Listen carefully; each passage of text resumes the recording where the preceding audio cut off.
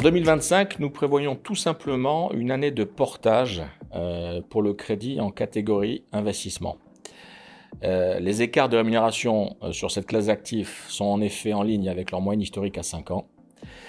Cela contraste par contre avec le crédit américain qui, lui, est sur des spreads au plus serrés depuis 20 ans et on pense que le crédit européen devrait surperformer son équivalent américain en 2025.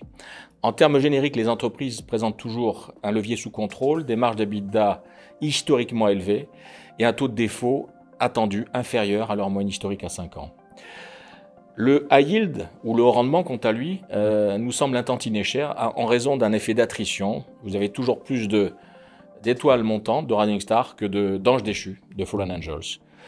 In fine, nous prévoyons un spread en catégorie investissement autour de 90 BP pour fin 2025, avec un léger écartement concernant le haut rendement, le high yield, d'un ordre limité de 50 points de base.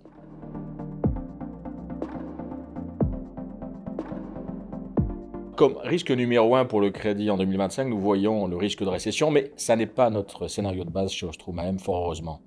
Nous conservons une préférence pour les dettes financières versus les dettes non financières.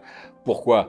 Bien, les dettes bancaires offrent toujours des écarts de rémunération plus larges, plus généreux que sur les entreprises, et elles devraient bénéficier d'un effet de transformation accru grâce à une quantification supplémentaire de la courbe des taux, elle-même induite par les mouvements des banques centrales.